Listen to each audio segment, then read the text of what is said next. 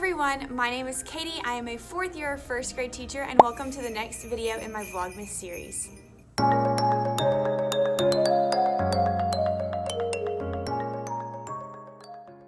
In today's video, I'm going to be sharing 5 of my favorite holiday read-alouds that I read during Christmas time and in the winter in my classroom.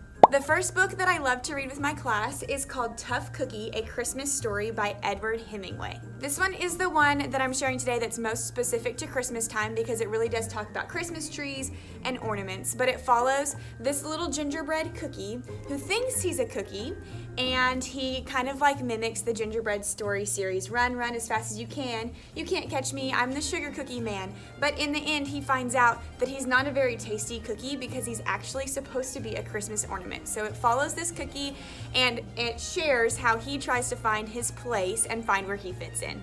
I love that it's a fun twist on the gingerbread man story because my students are usually pretty familiar with that story, so it has a really cool twist. The rest of the books that I'm going to share you could read during Christmas time, or you can save them for that long month of January when you can still talk about all things snow.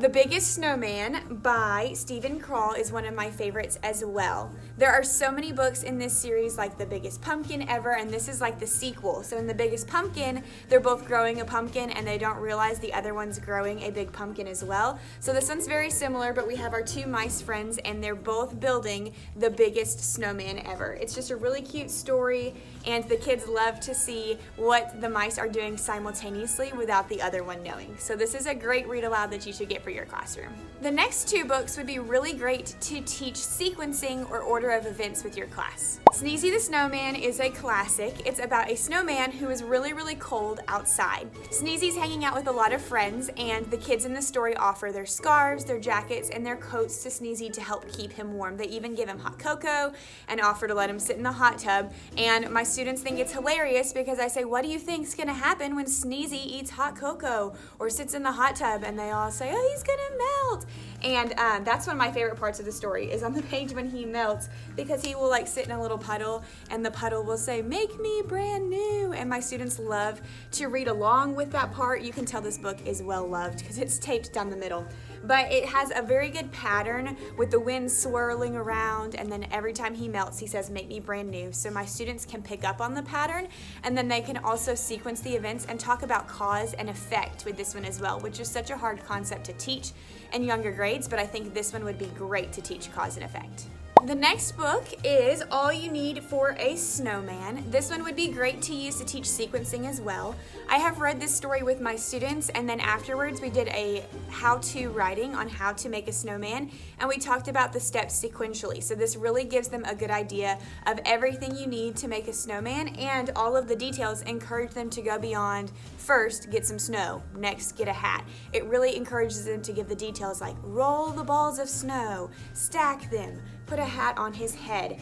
The illustrations are really fun inside, all of the characters, and it talks about everything you need for a snowman. So I think this one is really cute and really fun. The hat, may even get to pick out which one, and just look at those illustrations, really neat. So All You Need for a Snowman is a great one for sequencing, and again, you can use this one in January as well, and you can just stretch it out and keep talking about snowmen and snow in that long winter month. This last book is a childhood favorite, Froggy Gets Dressed. I'm a huge fan of all of the Froggy books because I read them a lot growing up, and my mom used to read them to me and use funny voices, so I really love reading Froggy books with my class. In this story, Froggy sees snow outside his window, and he's so excited to go play in the snow that he has to put all of his snow gear on. I love all the words in Froggy's stories. He put on his socks, zoop.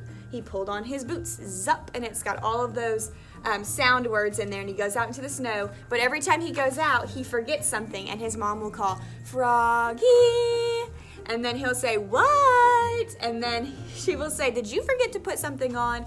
And every time he forgets, like he forgets his pants, and then he has to go back in and start it again. And then he forgets his coat, and then at the very end, he forgets his underwear. So it's a great, kids think that's hilarious and kind of nasty. They're like, ew, he forgot his underwear. But it's really cute, and I love Froggy books so much just because they are so nostalgic to me. So these are 5 of my favorite holiday or winter stories to read with my class every year. I would love to know what stories you read with your classroom. This obviously is not all of the winter and Christmas books that I have. These are just a couple of my favorites that I picked out and wanted to share. If you have any books that you love to read with your class during the holiday season, please drop them in a comment below because I'm always looking to grow my collection. Thank y'all so much for watching, and I'll catch you in the next vlog.